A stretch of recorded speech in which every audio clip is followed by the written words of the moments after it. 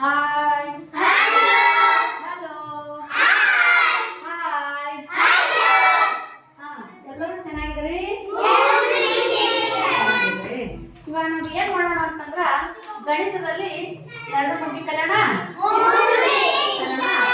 ಎರಡು ಮಗ್ಗಿ ಒಳಗೆ ನಾವು ಏನ್ ಮಾಡೋಣ, ಒಂದು ಆಕ್ಟಿವಿಟಿ ಮಾಡೋಣ. ಸರಿ, ಇವಾಗ ಒಬ್ರು ಎರಡು ಮಗ್ಗಿ ಹೇಳ್ತಾ ಬರ್ಬೇಕು.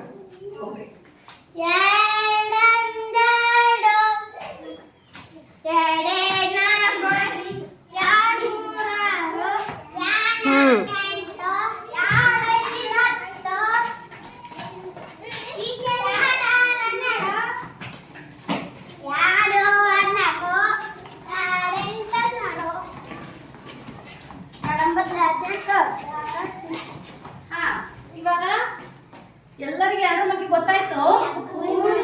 ಏನ್ ಮಾಡ್ಬೇಕು, ದಿನಾಲು ಮನೆಯಲ್ಲಿ ಒಂದ್ 5 ಸಲ ಬರೆದು 5 ಸಲ ಓದ್ಕೊಂಡ್ ಬರ್ಬೇಕು. ಕಂಪಲ್ಸರಿ ಎಲ್ಲರಿಗೆ ಎರಡು ಮಗ್ಗಿ ಬರ್ಬೇಕು. ನಾಳೆ ಏನ್ ಮತ್ತೊಂದು ಆಕ್ಟಿವಿಟಿ ಏನ್ ಮಾಡೋಣ ಅಂತ 3 ಮಗ್ಗಿ ಮಾಡೋಣ. ಓಕೆ,